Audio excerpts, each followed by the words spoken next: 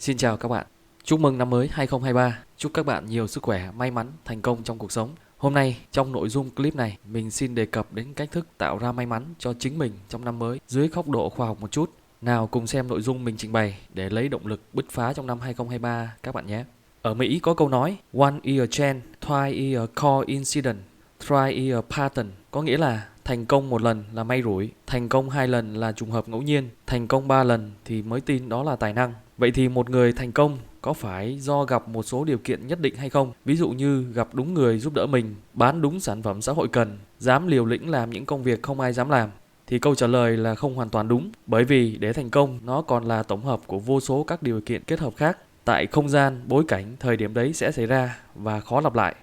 Để có một người bỏ học đại học thành công thì có hàng vạn người bỏ học đại học đã không thành công. Nó không thể cổ vũ cho bạn việc bỏ học đại học với hy vọng rằng có rất nhiều người không cần học đại học cũng thành công, mà bạn đã quên mất rằng có gấp nhiều lần số đó đã không thành công. Bạn có thể nói rằng, lấy ví dụ là Jack Ma, ông chủ của tập đoàn Alibaba, ra làm bài học rằng việc bạn thành công không phụ thuộc vào yếu tố xuất thân của bạn mà chủ yếu từ chính bạn, tự bàn tay trắng của bạn có thể đi đến thành công. Thì đó hoàn toàn là ngụy biện, vì có hàng triệu người như Jack Ma đã làm tương tự như nhau, nhưng chỉ có một mình Jack Ma là thành công. Chỉ cần một yếu tố nào đó trên con đường Jack Ma đi thay đổi thì kết cục có thể đã rất khác. Mô hình này cho thấy việc bắt chước một người thành công theo kiểu lập trình ngôn ngữ tư duy để có thể thành công như họ là không thể. Ta chỉ có thể học được vẻ bên ngoài, cảm thấy mình tốt hơn một tí, truyền động lực cho mình, chứ không thể có kết quả như họ. Vậy thì muốn thành công, chúng ta cần nhiều yếu tố. Ngoài nền tảng gia đình, xã hội, nỗ lực của bản thân, ý chí khát vọng thì không thể phủ nhận yếu tố may mắn. Trước khi chia sẻ bí quyết tạo ra may mắn, chúng ta cùng quay lại một số khái niệm liên quan về xác suất, phân bố xác suất để hiểu rõ hơn. Đầu tiên, khái niệm mình muốn nói đến đó là hàm phân phối xác suất, distribution. Hàm phân phối xác suất hiểu nôm na là hàm số cho phép bạn biết xác suất xảy ra của một sự kiện nào đó. Trong cuộc sống thường có 3 loại phân phối xác suất hay xảy ra. Đầu tiên đó là phân phối đều, uniform distribution. Ví dụ dễ nhất của hàm phân phối này đó là xổ số Vietlott với 100 vé được bán ra, được ghi số từ 0 tới 99. Mỗi vé đều có khả năng được lựa chọn giống hệt nhau. Việc mỗi vé được lựa chọn là một sự kiện, vậy là có 100 sự kiện có thể xảy ra. Nếu bạn chọn một vé thì xác suất vé của bạn được chọn là 1%. Vì tất cả các sự kiện này có xác suất xảy ra như nhau, xổ số được gọi là phân phối đều. Một ví dụ khác của phân phối đều là việc tung đồng xu, gieo xúc xắc, hoặc là xác suất đẻ con trai con gái, hoặc là trò Rolex. Hàm phân phối thứ hai là phân phối chuẩn, normal distribution. Phân phối chuẩn có nghĩa là có một loạt giá trị, các giá trị nằm ở giữa thì có xác suất xảy ra cao nhất, các giá trị nằm ở hai cực, quá nhỏ hay quá lớn thì có xác suất xảy ra thấp. Một giá trị càng nằm ở cực thì xác suất nó xảy ra càng thấp. Một ví dụ dễ hiểu về phân phối chuẩn normal distribution đó là chiều cao. Thì hầu hết phụ nữ trưởng thành ở Việt Nam sẽ có chiều cao dao động ở 1m55. Phụ nữ trưởng thành với chiều cao 1m30 hay 1m70 thì hiếm hơn. Các ví dụ khác cũng tương tự, đó là cân nặng của người trưởng thành, hoặc là điểm thi, hoặc là cỡ giày, hoặc là thời gian bạn đi từ nhà đến công ty. Phân phối chuẩn normal distribution nó là một cái bẫy. Chúng ta dễ dàng coi nhiều thứ đó là normal distribution mặc dù nó không hề normal một tí nào. Ví dụ như nhiều cơ quan tổ chức thì dùng con số trung bình để che giấu đi thực trạng chênh lệch giàu nghèo. Công ty có thể khoe rằng họ tăng gấp đôi mức lương trung bình của nhân viên, nhưng thực chất bên trong thì tăng mức lương của lãnh đạo 100% nhưng chỉ tăng lương của nhân viên có 1%. Hàm phân phối thứ ba đó là phân phối Pareto, hàm phân phối 80-20. Đó là khi một nhóm sự kiện với giá trị cao có xác suất xảy ra nhỏ, trong khi phần lớn sự kiện thường xuyên xảy ra lại có giá trị rất nhỏ. Những giá trị này được gọi là phân phối Pareto distribution. Ví dụ ở đây đó là lượng sách bán ra, hoặc là phim, âm nhạc thì đều theo cái loại phân phối này. Mỗi năm chỉ có vài cuốn sách đạt doanh số lên đến vài triệu bản, nhưng sẽ có vài ngàn cuốn sách chỉ bán được vài cuốn, hoặc có hàng ngàn ca khúc mới ra đời. Tuy nhiên chỉ có vài ca khúc thì tạo được hit, thu hút người nghe và tạo được trending trên TikTok. Một ví dụ khác đó là giá trị tài sản của người dân ở một quốc gia thì không phải là normal distribution mà đó chính là Pareto distribution. Khi nói tài sản trung bình của người Việt Nam là 1 tỷ thì người nghe dễ dàng hiểu rằng một người trung bình có tài sản khoảng trên dưới 1 tỷ. Nhưng sự thật là có vài người sẽ có tài sản trên 10.000 tỷ, còn phần lớn mọi người sẽ có tài sản dưới 100 triệu. Ở Mỹ thì 0,1% người giàu nhất có tổng tài sản lên đến 20% tài sản của cả quốc gia, nhiều hơn tổng tài sản của 80% người nghèo nhất. Đây chính là phân phối Pareto. Việc hiểu rõ cái gì là phân phối chuẩn và cái gì là phân phối Pareto sẽ giúp chúng ta đưa ra quyết định đúng đắn trong cuộc sống. Một ứng dụng trong hướng nghiệp đó là những nghề có mức thu nhập theo phân phối chuẩn Normal Distribution, đó là giáo viên, kế toán, lập trình, kỹ sư thì được coi là an toàn. Phần lớn những người theo nghề này có thu nhập quanh ở mức trung bình, họ không quá giàu nhưng cũng không quá nghèo. Những nghề ở mức thu nhập theo phân phối Pareto Distribution đó là nhà văn, ca sĩ hoặc làm công ty khởi nghiệp. Đây là những nghề có tính rủi ro cao và các phụ huynh thì thường cấm không cho con cái mình theo. Phần lớn những người theo nghề này sẽ có thu nhập rất thấp. Phần lớn các công ty khởi nghiệp là phá sản, nhưng một phần rất nhỏ sẽ vô cùng giàu có. Khái niệm thứ tư đó là luật số lớn. Người mà hiểu về luật số lớn thì sẽ không mong làm giàu từ đánh bạc, bởi vì sòng bạc được thiết kế để người chơi để mất tiền. Ví dụ như trò chơi Rolex với 37 số, từ số 0 đến số 36. Mỗi số có xác suất được lựa chọn như nhau, tức là phân phối đều, uniform distribution. Người chơi đánh cược vào một số từ 1 cho đến 36. Nếu số được chọn, người chơi thắng gấp 35 lần. Giả sử người chơi đánh cược 10 đô, nếu thắng, tức là xác suất 1 trên 37 thì họ được 350 đô. Nếu thua, xác suất là 36 phần 37 thì họ mất 10 đô. Trung bình số tiền người chơi nhận được là, theo công thức dưới đây thì các bạn có thể thấy đó là một con số âm. Người chơi có thể thắng một vài lần, nhưng nếu chơi lâu dài, khi phép thử đủ lớn, luật số lớn sẽ phát huy tác dụng thì cuối cùng người chơi cũng luôn luôn thua. Người hiểu về xác suất và luật số lớn thì sẽ hiểu tầm quan trọng của may mắn trong thành công. Ví dụ, nếu bạn rút 2 lá bài từ trong một bộ bài thì xác suất để bạn có 2 con ác sẽ là 1 phần 221. Khá thấp, nhưng nếu bạn tăng phép thử rút lên khoảng 1.000 lần, khả năng rút một trong những lần đó bạn rút được 2 con át là khá là cao. Một khả năng khác thì thay vì bạn rút 1.000 lần thì bạn có thể cho 1.000 người rút 2 lá bài từ bộ bài của họ, thì khả năng cao là có một vài người sẽ rút được 2 con át. Những người rút được 2 con át này chẳng phải do tài năng gì mà chỉ là do ngẫu nhiên. Tương tự như trong cuộc sống thì trong 1.000 họa sĩ với tài năng tương đương như nhau sẽ có vài người thành công hơn số còn lại chỉ vì họ may mắn hơn. Hay với hơn 1.000 người mở cửa hàng, 1.000 công ty khởi nghiệp thì cho khoảng 3 đến 5% các công ty đó sẽ khởi nghiệp thành công, còn lại đến 95% là sẽ thất bại.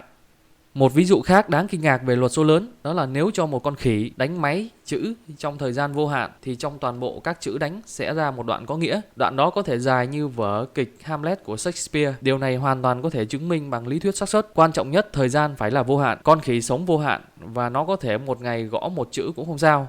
Máy đánh chữ tuổi thọ vô hạn cũng không bao giờ hỏng. Con khỉ có thể đánh được vở kịch Hamlet ngay trong giờ đầu tiên hoặc có thể vào một thời điểm 1 triệu năm sau. Điều này có thể chứng minh thông qua lý thuyết xác suất, tức là một bàn phím thì có 50 nút bấm. Giờ chúng ta tính xác suất để con khỉ có thể gõ được chữ Việt Nam. Vì việc con khỉ gõ một chữ không phụ thuộc vào việc chữ trước đó nó gõ là gì, nên việc xác suất xảy ra sự kiện đúng mỗi lần là như nhau. Xác suất để nó gõ được chữ V là 1/50. Xác suất để nó gõ tiếp được chữ Y là 1/50.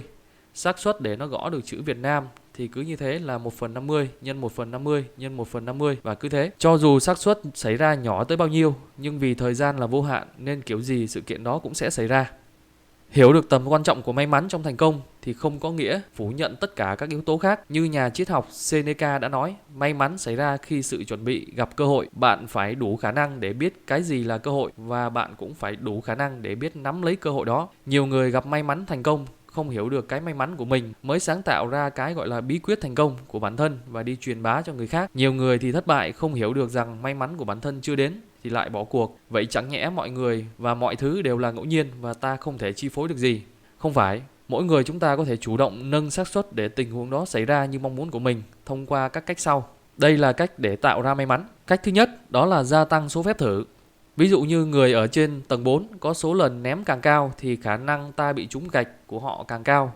Nếu cứ ném mãi tới một lúc nào đó thì ta sẽ bị trúng gạch của họ ném. Nếu hôm nào cũng đánh đề thì một hôm nào đó sẽ trúng đề. Nộp hồ sơ xin việc vào 20 công ty một lúc thay vì nộp từng công ty một. Hay đưa ra lời cầu hôn 100 lần ở 100 tháng liên tiếp thì kiểu gì cô người yêu cũng sẽ đồng ý. Nếu như bỏ cuộc ngay lần đầu tiên thì cũng chẳng khác gì việc ngừng xin việc ngay lần đầu tiên phỏng vấn thất bại. Một người có tính kiên trì thường khả năng thành công cao vì nhắm theo nguyên tắc này. Cách thứ hai đó là đi vào vùng có xác suất xảy ra cao. Trong cả khoảng sân trường, ở mỗi vị trí có xác suất bị trúng gạch khác nhau. Một người ngay dưới tầm ném thì có xác suất xảy ra cao hơn so với một người đứng ở phía xa mà người ném phải gắng sức ném gạch mới có thể ném tới. Một người hút thuốc không có nghĩa rằng anh ta sẽ bị ung thư phổi. Vì để một người bị ung thư phổi thì có vô số các điều kiện khác. Nếu anh ta hút thuốc nhưng lại chăm tập thể dục, chăm chỉ thì có khi có lợi và hại lại cân bằng. Trong khi bạn chỉ nghe nói rằng anh ta hút thuốc mà không nghe rằng anh ta có tập thể dục. Mặc dù chắc chắn không bị ung thư, nhưng người hút thuốc sẽ có khả năng bị ung thư cao hơn. Và việc chứng minh điều này không quá khó khăn. Thống kê 1.000 người hút thuốc và 1.000 người không hút thuốc là ra kết quả. Số mẫu càng cao thì kết luận sẽ càng chính xác và không cần biết trong thuốc lá có gì. Một ví dụ khác đó là Thái Bình Dương thì có diện tích bề mặt nước là 165 triệu km vuông. Xác suất để một con cá bất kỳ rơi vào lưới của người đánh cá là bằng 0, nhưng tổng thể vẫn cứ có các con cá bị bắt hàng ngày. Một con cá không bị bắt không có nghĩa là nó giỏi trốn khỏi cái lưới, đơn giản chỉ là nó may mắn hơn những con cá khác. Ở đây ngư dân đánh bắt cá có kinh nghiệm đi biển nhiều năm, khả năng phán đoán và định vị được nơi có nhiều cá tập trung. Vì vậy dù đại dương bao la nhưng họ vẫn đánh được cá với các mẻ cá lớn. Như vậy, một người có năng lực giỏi thì xác suất thành công sẽ cao hơn một người có năng lực thấp, cho dù không phải là điều kiện tiên quyết. Cách thứ ba đó là xác suất xảy ra cao dần theo số lần thử. Ví dụ có 10 tờ giấy ghi số từ 1 tới 10, xác suất để bạn nhặt được một tờ giấy ghi số 1 ở lần đầu tiên là 1/10, ở lần thứ hai là 1/9, ở lần thứ ba là 1/8, rồi cứ thế cho đến lần thứ 10 thì chắc chắn bạn sẽ bắt đúng tờ giấy ghi số 1. Khi chúng ta làm một việc gì đó thất bại thì lần sau ít nhất chúng ta sẽ tránh được nguyên nhân xảy ra thất bại đó, vì khả năng thành công sẽ cao hơn.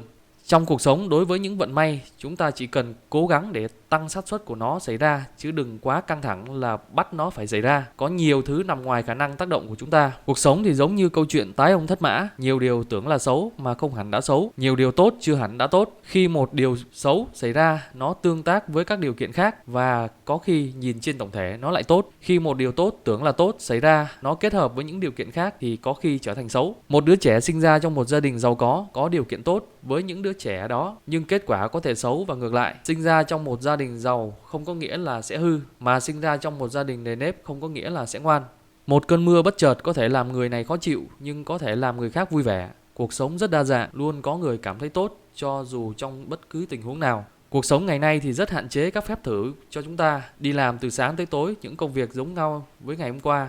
Thời gian còn lại là ngủ, xem điện thoại, và tất nhiên những việc đó cũng giống ngày hôm qua. Không có thời gian để thử một cái gì đó mới so với ngày hôm qua, rồi tự kết luận rút ra cuộc đời này nhàm chán. Rõ ràng cuộc sống không hề nhàm chán, chỉ là tự chúng ta làm nó nhàm chán. Rào cản lớn nhất làm chúng ta khó có thời gian thử cái mới đó là nếu tôi dừng làm việc vào ngày hôm nay thì gia đình tôi sẽ đói. Các bạn bảo hãy thử những cái mới, nhưng nếu tôi thử thất bại thì gia đình tôi sẽ không có cơm ăn. Bản chất nguyên thủy của chúng ta là thích an toàn, và nó khiến chúng ta ngại thử những cái mới. Và có rất nhiều thứ xảy ra mà ta không hề biết tới. Vậy thì đừng suốt ngày bức xúc vì những điều không may đến với mình. Cuộc sống nó vốn thế, và chỉ là cách bạn nhìn nhận nó như thế nào mà thôi.